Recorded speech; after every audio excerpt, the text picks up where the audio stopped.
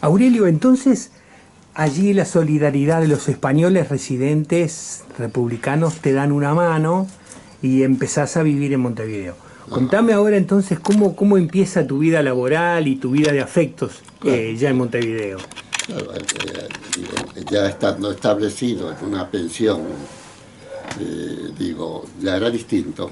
Me podía duchar, me prestaron ropa para cambiarme y salí a buscar trabajo. Y uno de los compañeros de la pensión me encontró eh, un trabajo de ir los domingos a una fábrica de pasta.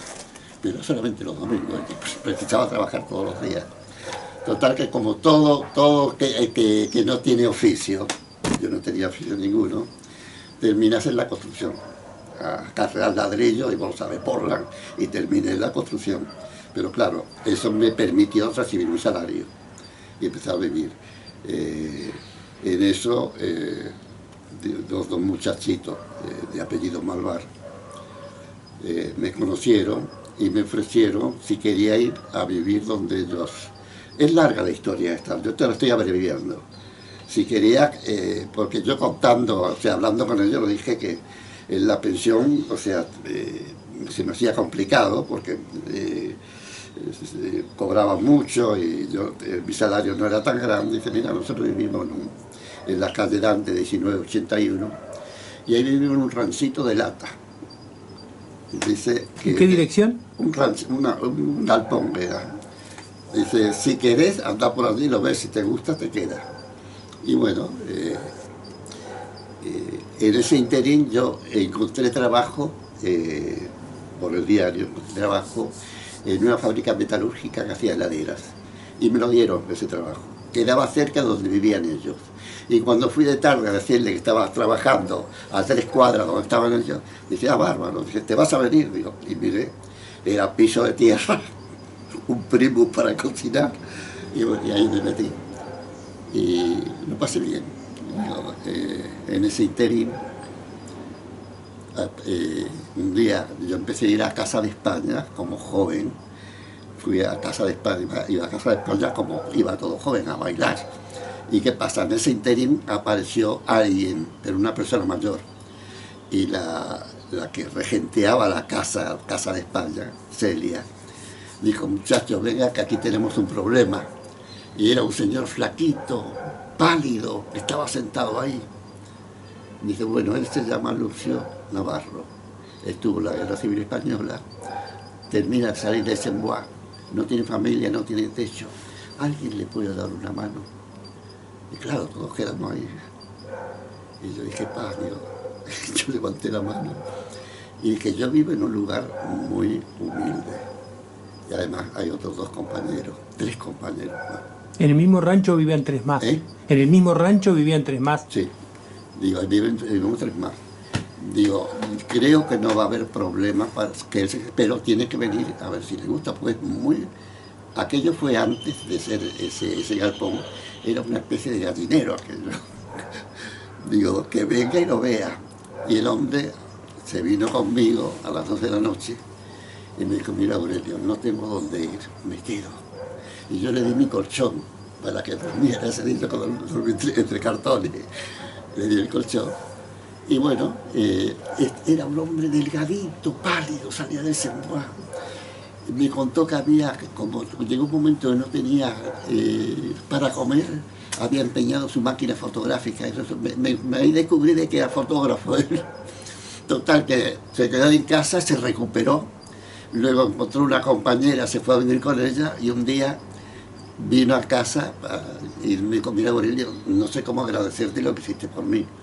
Dice, yo lo único que te lo tengo que pagar. Digo, mira Lucio, la solidaridad no se paga. Digo, está todo bien, no hay ningún problema.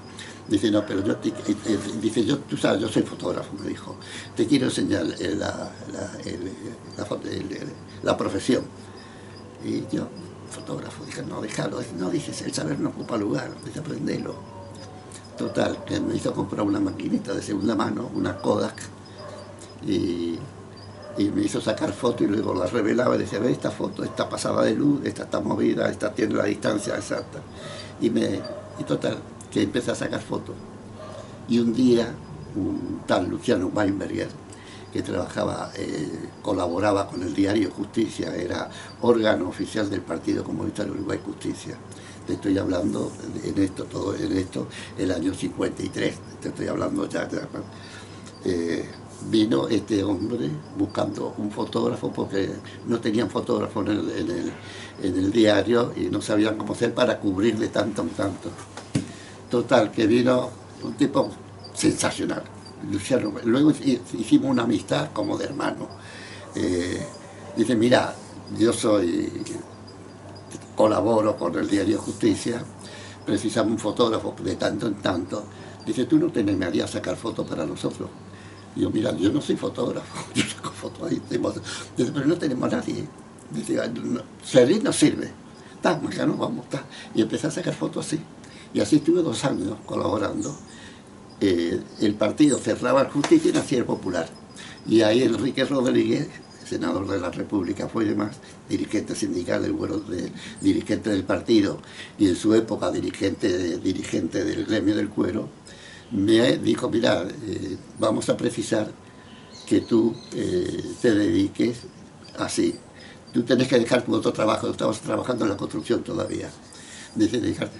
Y creo que cometí el error de decir que sí, porque fue muy dura, muy dura, muy dura.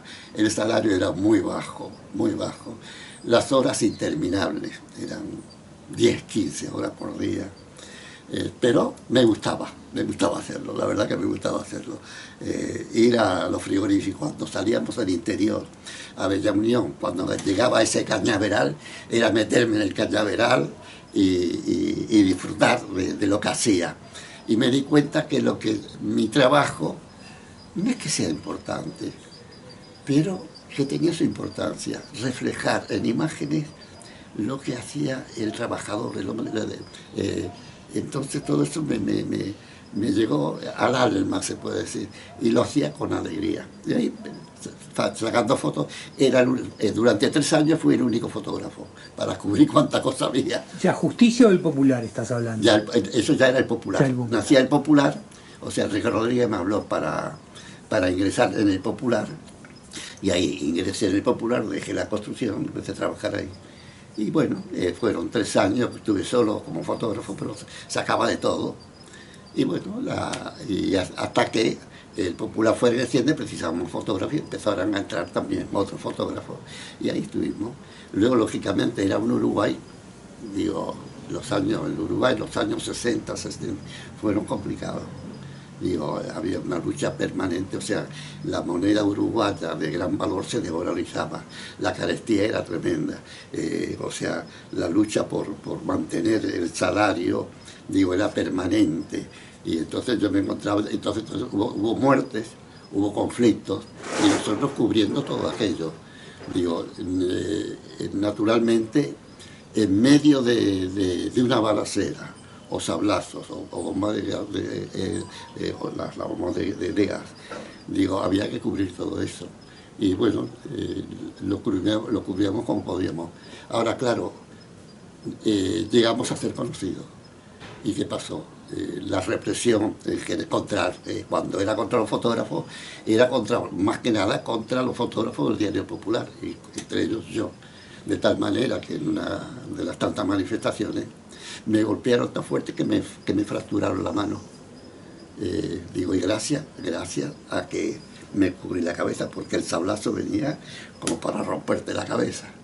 Y tengo ahí, además tengo el lente todo machucado por el sablazo. A verlo, vamos a verlo.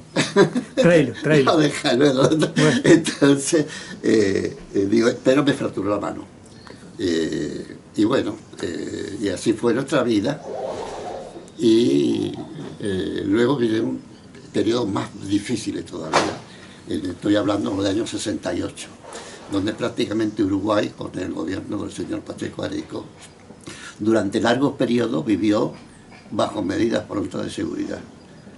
O sea, era permanente, o sea, se decretaban las medidas y ahí se perdía todo derecho. O sea, si te llevaban preso, si te detenían, podías estar ahí 15 días detenido.